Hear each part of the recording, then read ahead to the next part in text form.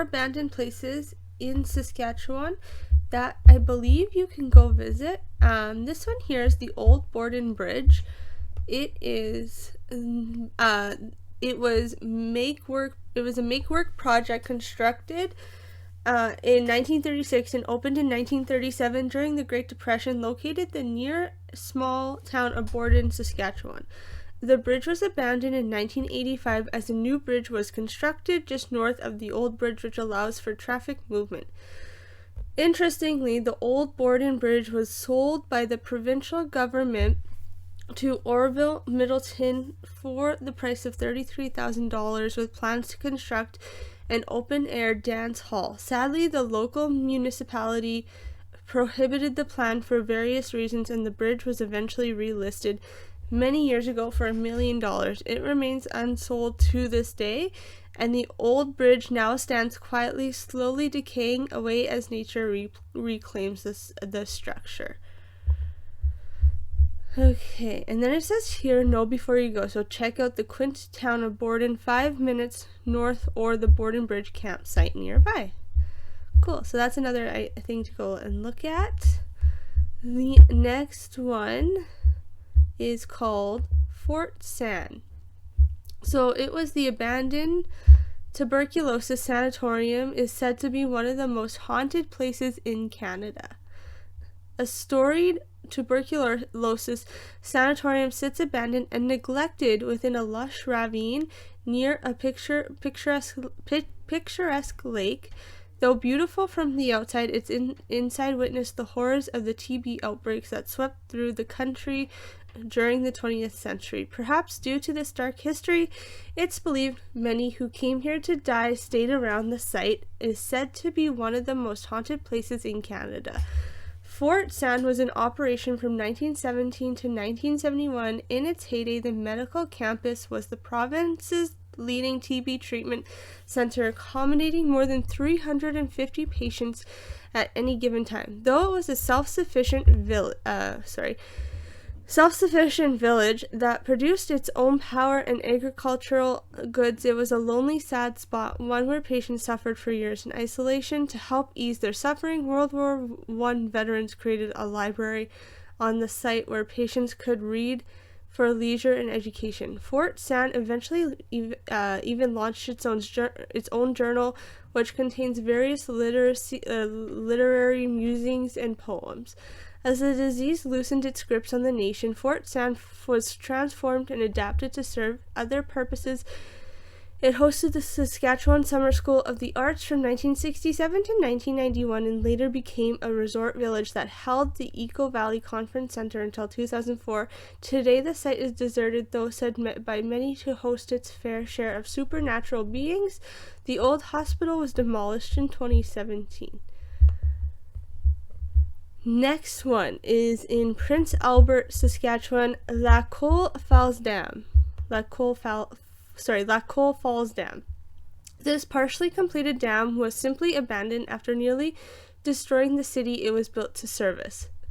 In 1909, the city of Prince Albert, Saskatchewan, Canada began construction on the hydroelectric dam spanning the North Saskatchewan River. Known as the Lac Falls Dam, the structure was intended to become the sole source of the growing city's power needs, but instead it was simply a source of financial woe. The project was actually sold to Saskatchewan by one of the engineers of the Niagara Falls project, but he did little after selling the concept, leaving the dam's actual construction to the ill-equipped and inexperienced local engineers. Soon after the dam's approval, construction costs skyrocketed, topping $3 million, an amount nearly unheard of at the time. The project ended up being nearly bankrupting the city of Prince Albert, which was in a financial boom at the time that the project was proposed. After nearly ruining the town it was supposed to save, the dam simply abandoned like a bad memory in 1913. Today the dam still sits decaying and incomplete. It stretches about a third of the way across North Saskatchewan River and is slowly being reclaimed by nature. graffiti, and underage drinking. Most recently, efforts have been made to look at the structure architecturally and have it declared a national landmark. That's cool. It'd be neat if we could go visit these, but 100% not sure if we could or not.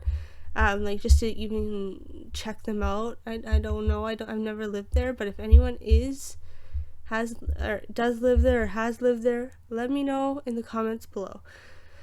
Next one is called Weyburn Mental Hospital. This notorious Canadian mental hospital was home to some of the first LSD experiments and origin of the word psychedelic. The Weyburn Mental Hospital opened in 1921 and quickly became one of Canada's most notorious psychiatric institutions. It was the site of lobotomies, electric shock therapy, and some of Canada's controversial LSD experiments.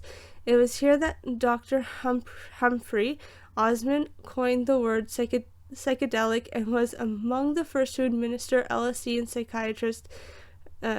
psychiatric experiments.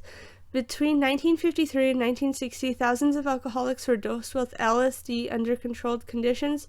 Curiously, it wasn't a complete failure, and half of the dosed alcoholics remained sober over a year later. The experiments at Weyburn also piqued the interest of the CIA, who hoped to use LSD as a truth serum. This would eventually lead to the CIA's infamous MK Ultra program, which attempted mind control and chemical interrogation partially through the use of LSD. Insulin therapy was another common treatment at the time. Doctors incorrectly believed that that large doses of hormone could reboot patients. There was also water therapy, where patients had to soak in a cold bath for shock or a warm bath to calm down, and electric shock therapy. In 1971, the Weyburn Mental Hospital was closed its doors and patients were transferred to other institutions. The hospital officially closed in 2004 and the building demolished in 2009. That's neat. Some of these are neat. Some of them are a little sad, of course. But if there's a way you could visit them, that's really cool. Comment below if you've been to Saskatchewan, lived there, or were born there, and let me know if you could visit these places, because I would like to know myself. I'm not too sure. I've never been there, even though I live in Canada. I've never been there. Anyways, that's it for me for now. You guys have a great rest of your evening. Keep smiling, keep shining. Happy summertime. Bye now.